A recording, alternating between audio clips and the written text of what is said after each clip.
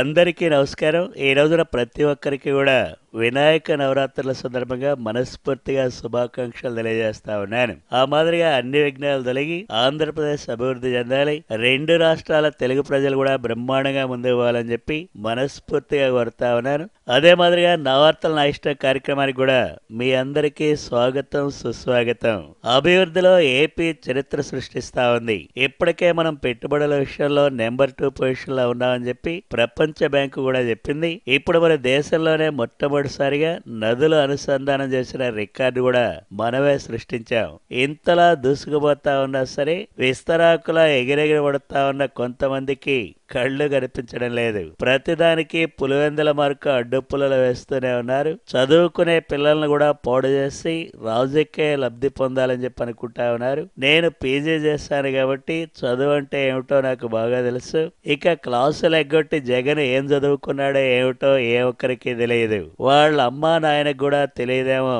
అందుకే చెప్తా ఉన్నాను, నన్ను నమ్మండి, ఏపీని ప్రపంచ పటంలో పెడతాను. దానికి ప్రపంచ బ్యాంకు మనకి ఇచ్చిన ర్యాంకే నిదర్శనం చెప్పి కూడా మీకు నేను తెలియజేస్తా ఉన్నాను. దానికి సంబంధించిన డీటెయిల్స్ చూసే ముందు ఒక్కసారి హెడ్లైన్స్ చదువుతాను. Follow the headlines first. ఏపీకి నెంబర్ 2 ర్యాంకుపై అనవసర అక్కసు, అందరి ద్రాక్ష పుల్లన సామెతల కామోసు. నదుల్ని కలిపిన అపర భగీరథులం మేమే, అవాకులు చెవాకులు పేలి ఫూలైంది జగనే. జగన్కు సబ్జెక్టు తక్కువ, ఫాల్స్ రీసెర్చ్ ఎక్కువ, అన్నీ తెలిసినట్టు ఫోజులు మరింత ఎక్కువ. Now news in detail. నా భగీరథ ప్రయత్నం ఫలించింది. రెండు పెద్ద నదులను కలిపిన ఘనత మనకే దక్కుతా ఉంది. పట్టిసీమను ఎంతో తొందరగా పూర్తి చేసి జాతికి అంకితం చేశాం. కానీ కొంతమందికి అనుసంధానాలు అర్థం కావడం లేదు. కళ్ళుండి కబోది మాదిరిగా యాక్ట్ చేస్తా ఉన్నారు. వాళ్ళ గురించి పట్టించుకొని అభివృద్ధిలో వేగం ఇంకా పెంచుతాను. నా స్పీడ్ను చూసి ప్రపంచ బ్యాంకు కూడా 2వ ర్యాంక్ ఇచ్చింది. ప్రపంచం మొత్తం నా వైపు చూస్తా ఉంటే కొంతమంది ఈడుపులపాయ మార్కు డ్రామాలు ఆడుతా ఉన్నారు. అయినా వెనక్కి తగ్గే కొచ్చినే లేదు. ఆ మాదిరిగా మనం ముందుకు పోతాం. అయ్యా చంద్రబాబు నాయుడు గారు, మీరు పట్టిసీమతో మా కళ్ళకు కనికట్టు కట్టద్దు. ముందు ప్రత్యేక హోదా సంగతి ఏం చేశారో చెప్పండి. మీకు హోదా గురించి పట్టింపు లేదనే నేనెంతో రీసెర్చ్ చేసి 2 పేజీల పాంప్లెట్ కొట్టించాను. నేను చదువుకుంది ఇంగ్లీష్ మీడియం అయినా కూడా చాలా చక్కని తెలుగులో రాశాను. కావాలంటే అది ఒక్కసారి చదువుకోండి. మీకు ఇంకొందరికి ఎలాగూ నా పరిశోధన తేలంటే అర్థం కాదు కనుకనే యూనివర్సిటీలు అన్ని తిరిగి ప్రత్యేక హోదా పైన అవగాహన ట్యూషన్లు చెప్తూ ఉన్నాను. మీరు నా ట్యూషన్కు రారు కాబట్టి మా సాక్షి పేపర్ చదువుకోండి. మా పార్టీ వెబ్సైట్ లో నా ఫోటో మా నాన్న ఫోటో మధ్యలో లింక్ ఉంటుంది. దాని మీద ఒక్కసారి క్లిక్ చేస్తే ఫైలు మీ డెస్క్ టాప్ పైన వస్తుంది. దయచేసి చూడండి. చాలమ్మా, నువ్వు పెద్ద వేటూరు సుందరరామూర్తి మాదిరిగా బిల్డప్ లేవద్దు. నీకు ఏమీ తెలియదు. అది కవర్ చేయడానికి ఓ పెద్ద పిహెచ్డి స్టూడెంట్ మాదిరిగా రీసెర్చ్ అని పిచ్చి పిచ్చి కాగితాలు పట్టుకొని తిరుగుతా ఉన్నావు. నీకు ఎలాగో చదువు అవ్వలేదు.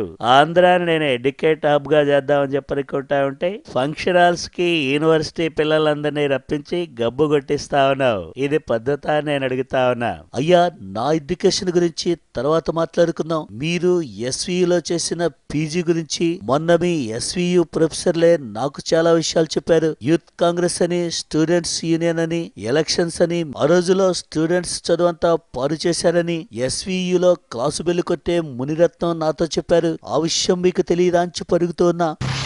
చంద్రబాబు నాయుడు గారు, ఒక మాట అండి, మా జగన్ గారి చదువు గురించి, మీ చదువు మార్కుల గురించి ఎవరికి కావాలండి? మరి మా జగన్ గారు బేసికలీ మేధావి. ఆయనకు అసలు చదువు ఎందుకండి?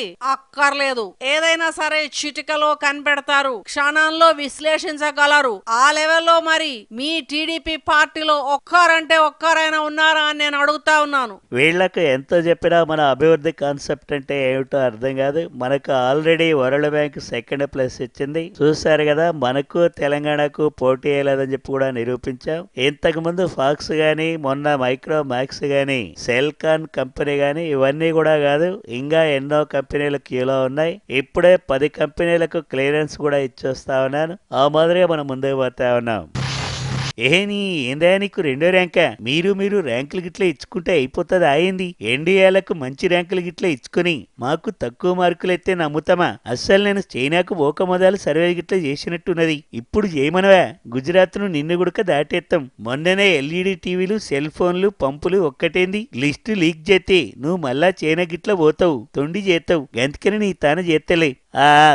చాలమ్మా ఊరుకో కేసీఆర్. నీకు నూడిల్స్ కంపెనీలు, మటన్ మంచూరియా కంపెనీలే వస్తాయి. నాకు మాత్రం iPhone, Samsung, Sony, Microsoft, Lenovo లాంటి కంపెనీలన్నీ కూడా వస్తాయి. త్వరలో ఒప్పందాలు చేసుకున్నాక ఫోటో పేపర్లో వస్తుందమ్మా, అప్పుడు చూసుకో. నన్ను కాపీ కొట్టి చైనా పోయొచ్చినంత మాత్రాన కంపెనీలన్నీ రావు. ఆ విషయాన్ని గుర్తుంచుకోమా. దానికో ప్లాన్ ఉంటుంది. ఆ ప్లాన్ ప్రకారం ముందుకు పోవాలి, అంతేగాని నీ ఇష్టం వచ్చినట్టుగా వెళతానంటే కుదరదు. అది ఎట్లనా? అయితే కొద్ది రోజులకి ఇట్లా ఆగవా? కొరియా, జపాన్, తైవాన్ గుడక పోతా. మా కేటీఆర్ ను జర్మనీ గుడక పంపి మిషిబుషి, పోర్జు, బెంజి ఆడి అన్ని కంపెనీలు ఇక్కడికి తెప్పిస్తాయేమనుకున్నావు? గంతగానే మాకు తెలియదా? చూసాలమ్మా నీ కోతలన్నీ. అసలు 13వ ర్యాంక్ వాళ్ళు కూడా చెప్తే 2nd ర్యాంక్ వాళ్ళు మనం వినాల్సిన అవసరం లేదు. అందుకే ఇప్పుడు ఒక బ్రేక్ తీసుకుందాం తమ్ముళ్ళు. Take a break.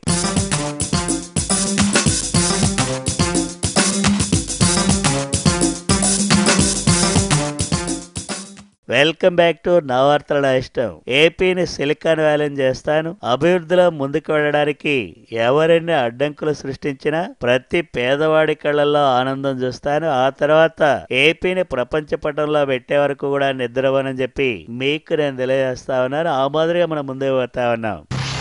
అయ్యా చంద్రబాబు నాయుడు గారు, మీరు అభివృద్ధి పేరుతో పేదవాడికి ఉన్న 1 ఎకరా, అరెకరా కూడా లాక్కోవడం ఏం బాగోలేదు. దీనిపైన నిరసన చేసేదానికి వెళ్తే మీ మంత్రులను కొనగామ ప్రజలు పరిగెత్తించి కొట్టారు. అది మనసులో పెట్టుకొని మీ కార్యకర్తలు నన్ను రాళ్లతో కొడతారా? చెప్పులు, పేడ, ఇసుకతో దాడి చేయిస్తారా? మా పార్టీకి ఏపీలో దిక్కు నేను మాత్రమే. ఉన్న ఒక్క నన్ను కూడా మంచాన్ని పడేస్తే పీడ విరగడవుతుందని చెప్పి అనుకుంటా ఉన్నారా ఏంది? మీరు అలా ఫీల్ అవద్దమ్మా.